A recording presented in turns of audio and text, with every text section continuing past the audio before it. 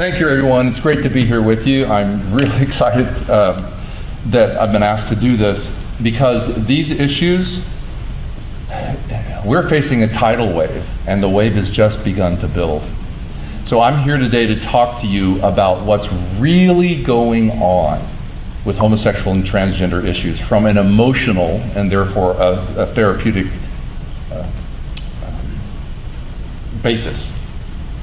You probably heard today a lot of people who say homosexual and transgender issues are inborn, and no, they're not.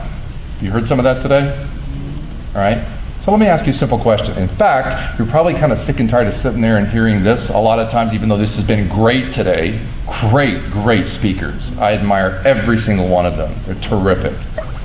But, you know, sometimes we need to kind of get involved a little bit. So I'm going to ask you guys some questions. I'm going to ask you to speak from your seat if you want to. I'm not going to force you. Kind of like therapy. We don't force, besides what the LGBT community says, we don't force people, all right? But if you want to speak up, now's your chance. In fact, I would challenge you to ask me any question you could possibly figure out, because maybe you have a lot of questions today that possibly nobody's answered yet your particular question. So hit me with all you got. We'll see what I can do, all right? We'll see what we can do together. So, to start off, is there a gay and transgender gene? Are you sure? Okay, good. I'm glad you know that, because that's the number one of two, in my opinion, and all this today is, by the way, my opinion. Number one of the two arguments that you will be hit with every single LGBT argument that will ever be thrown at you for the rest of your life. That's it. If it's inborn, it's natural and created by God. If it's not, then there's issues going on that can resolve and change. In a sense, even though it's more complicated than this, it's really that simple in a lot of the ways that you communicate and the ways that you deal with these issues. So, if it's true that there is no LGBT genes, and that the research at best is inconclusive, there are research studies that conclude in their conclusions that yes, everything is inborn. But did you know the most liberal psychological institutions in the world freely admit there's no gay gene and that they don't really know what causes homosexuality? And they've looked for it too. And they've looked for it for years and they haven't found it, and they admit it. But what are you hearing in all the radio and TV waves out there and all the activists, and even within the APA, they'll have people that stand, I'm born this way, and for some people who are people of faith, God made me this way. That's the foundational argument. So look at it this way. You pull out the foundation stone of these issues, which is born that way, and the other one is it's all about love argument. You pull that foundation stone out from underneath the house, what happens? It all falls apart. And that is why the LGBT activists, including those who are trying to kill off therapy that's professional and really works, that's why they can't stand it. And that's why they are resisting and trying their best to get at everybody in the world to keep this information that I'm giving you away from you. People of faith, even I've noticed, haven't woken up yet, in my opinion. Not enough. They're sitting around thinking things will work out in a lot of cases. Well, the tidal wave's coming. We're on the Titanic, in a sense. There's a way to plug up this Titanic, I believe, but that's kind of how it is. So I'm here to tell you what, as Brian indicated, what a lot of you may not really know, okay? So if it's not something that's genetically inborn, there's no gay gene. It's a simplistic way to put it, but I'm going to use that term. If there's no gay or transgender gene, then what on earth is going on? What's happened? Why are these things, why are these emotions coming up? What, are these emotions a choice? How many of you think homosexual and transgender feelings are a choice? No, they're not. No. The lifestyle, the identity is a choice. What you do with those feelings, just like any other situation, is a choice, of course. But these feelings are very real and very strong, and they come up spontaneously, automatically. No one, please don't make the mistake of going up trying to reason, even with compassion, with an LGBT person and say, you know, you choose these feelings. No, they don't. They come up just like any sexual feelings, automatically. So if that's true, what's going on? Well, I'm going to give you a very simplistic version, a very long, complicated, very short, so that hopefully you'll at least get some introduction on what's really going on, if I may. With all due respect to the LGBT movement, because they're in pain. They may not realize it, but they're in pain. This is what's really going on. In my opinion, in my experience in handling all my clients who have these issues, there are 3 basic causes. If you don't know this, you're not going to be very effective in handling people with truth and also compassion, because we're called to do that. Truth, never let the truth go, but with compassion as well. Sometimes we're very strong with that, sometimes we're very gentle with that, but nonetheless, truth and compassion is where it's at. So this is it. I've never seen a client, number one, and primarily I deal with men. I can get to questions about lesbianism later if you want me to, but primarily what's below every single case. Every single client has this issue that we find spontaneously below the homoerotic attractions. It's an extreme case of gender identity inferiority. There's not one client who we've taken down to the recesses of their psyche, the emotional underpinnings, that has not had a discovery of very painful, severe gender identity inferiority. And it comes in this form, typical forms. It comes in the form of being very anxious about who they are from the time they were little boys and girls. It comes because something didn't happen between same-sex role models when they were young children. There wasn't a closeness and love, attachment, approval, affection, affirmation. For some reason, and I can go into the many reasons, but I don't think I have time to do that today. For some reason, in the case of boys, the father-son bond doesn't click.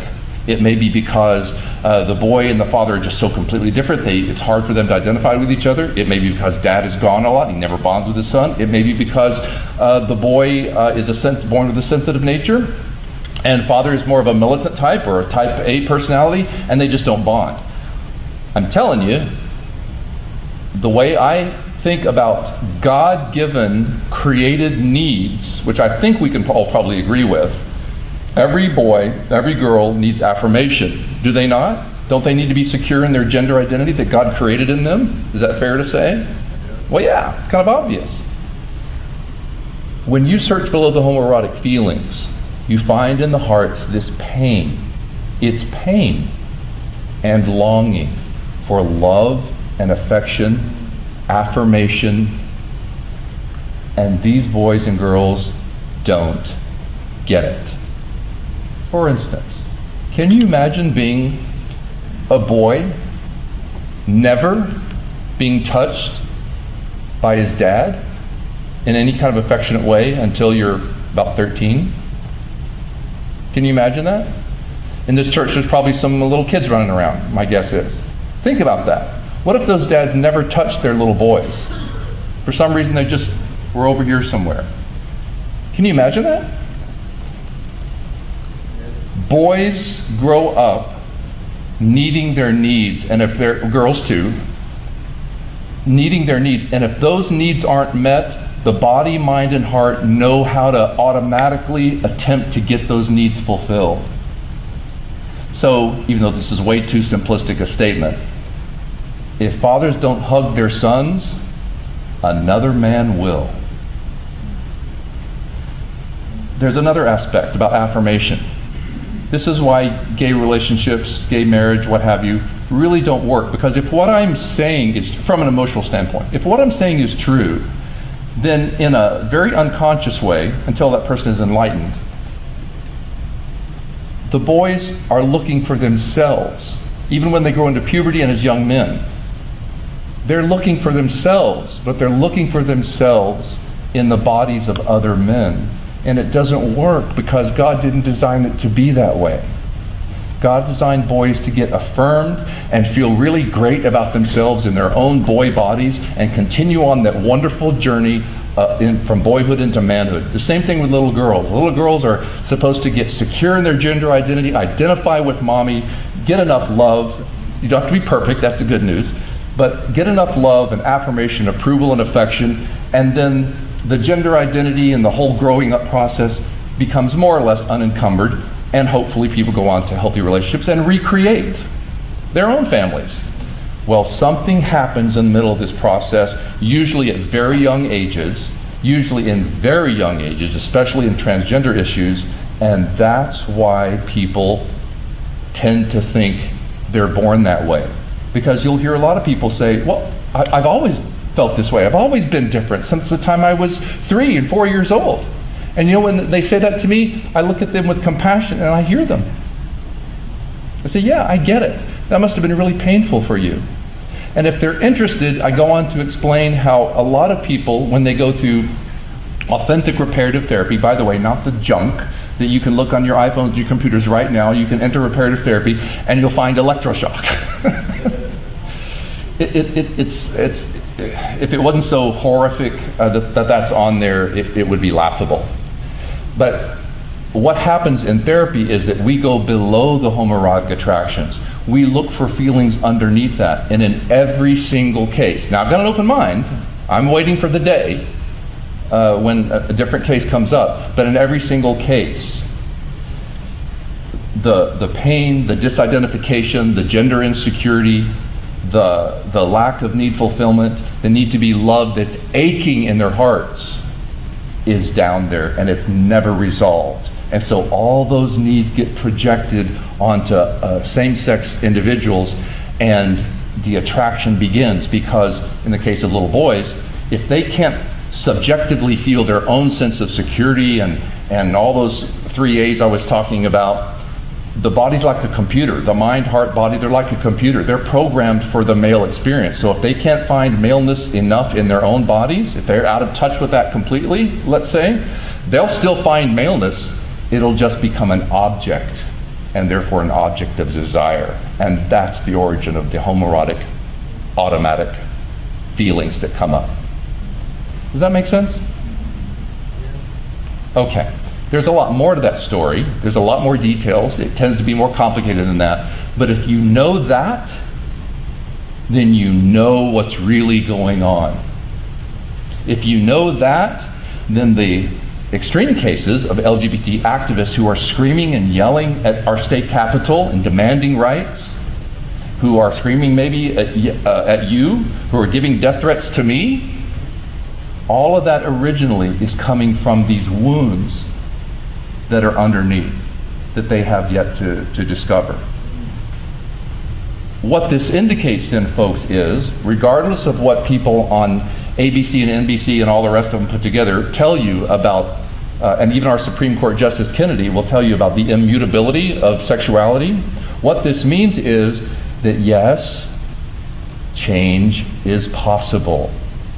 I know that not just because of peer-reviewed research that tends to indicate that, but because my clients in my office every week are experiencing, little by little over various periods of time, are experiencing every week actual emotional change because we are taking care of the wounds that they're dealing with in reality. And when they come back up into their authentic, proud, healthy ways and they feel good about themselves, the homoerotic impulses naturally, automatically begin to lessen and dissipate. There's different gradations of that. There's a lot of other issues involved, sometimes depression, alcoholism, pornographic, porn addictions. There's a lot of complicated stuff that's attached to this. I'm just giving you the basic overlay, the basic simplistic viewpoint of this. But it happens in my office. I see it.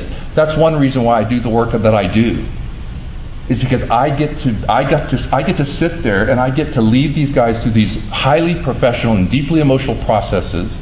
I got to learn the art of authentic reparative therapy from my Dr. Nicolosi, my mentor, who just passed away, the creator of reparative therapy.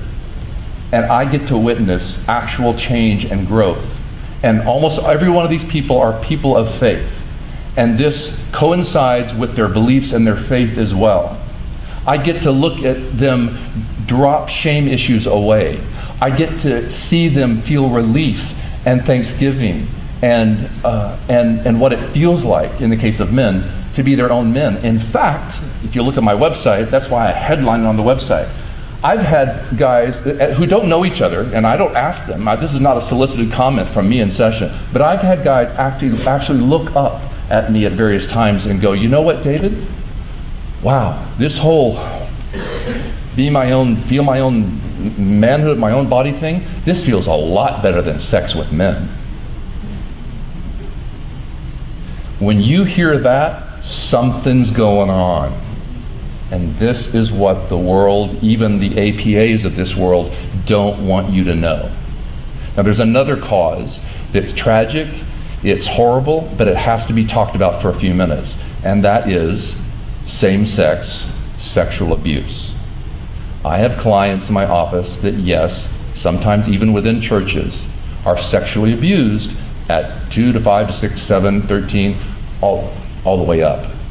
Now, it just stands to reason that if your sexual organs are stimulated at 5 years of age, don't you think it might be possible that there might be a sexual turn-on issue when the puberty hits later on because the body remembers? Does that kind of make sense? Well, guess what? The LGBT activists in over 25 states over the last 4 years, in 5 of those states, they've been presented with this information and tried to ban therapy for changing homosexual feelings. They hear this information about what can happen with some, not all, but some kids and adults who've had these situations, and they don't care, and they sat there and they voted yes to ban therapy anyway. What kind of tidal wave are we facing if it's coming down to that? And then it goes all the way up to the Supreme Court. Do you know the arguments that Justice Kennedy justified gay marriage with? Anybody have there's my first question. Does anybody have any idea what Justice Kennedy, you can paraphrase it if you want to, it was very short actually, but do you know what arguments he appealed to justify gay marriage? Because he talked about marriage, it was a marvelous, in fact it was one of the best attitudes expressed about the wonderfulness of marriage I've ever heard anybody express as he approved gay marriage. Do you know what the reasons he gave? It's inherent within the text. Anybody want to take a shot? What? Oh, can't help it, right? But what does that mean in his mind? What argument has he fallen for? Right. He justified it because he indicated, I'm paraphrasing, he indicated you're born that way and it's not changeable. Look at the text. So our Supreme Court Justice, who obviously knows nothing about the nature of gender and sexuality in terms of causation or what can happen as an alternative reason, that's what he went to. The highest court in the land, arguably of the world, in terms of judges. And he made that argument, he and the other justices who approved that, attempted to change the world because supposedly that's the compassionate response, but it's based on a lie. It's at best something that he can't prove. It's one of the most irresponsible carriages of justice that I've ever seen in my life. We're not talking about deciding whether you're going to wear a jersey one day and try to feel confident in your clothes as a guy. We're talking about the fundamental definitions of what it means to be human. And people are fooling with Mother Nature. The people in Austin, your representatives and your senators, some of them, not all of them, some of them are stopping at nothing to change Texas and change the world. If they can get Texas, the world or the United States is coming, because we're, I think, probably the most conservative state in these issues. So there's a job to do. There's a job to do for you and I personally to, first of all, be anchored in the truth, be anchored in compassion, and demand that our legislators be responsible to what the truth is. And you don't have to rely on your opinions. Get stoked up on the research. Get stoked up on the anecdotal evidence. There's 2 ways that they can be defeated, which they have no choice over. Votes and money. Take away their money, take away their votes, and you've got a new movement. And that's why I'm so glad that I'm here today, because I want to try to help inspire you to know what the truth is and to go with that and to begin to talk about these issues with each other and how you can, even from the corner of your own room, begin to influence your legislators and your churches. I think, in my opinion, you need to inspire your pastors in all your churches, not just this one, to get off the pew and do something about it. And I know a lot of you are, and I want to commend you for that. And it's wonderful. There are things to do. The wave is coming. But there are things to do that we can work together with and coalesce. And you're seeing this effort here today with about, 20, 25 people who have put this whole thing together with a few leaders. Wow. They've laid it on a plate for us. They've begun a movement, and you're not the only ones. There are many people who aren't so connected yet, but I'm a co-founder of the National Task Force for Therapy Equality, and we are one of the main organizations that have helped to defeat 20 out of 25 state therapy bans in the last 4 years alone. Thank you. Guess how much money we had to do this effort?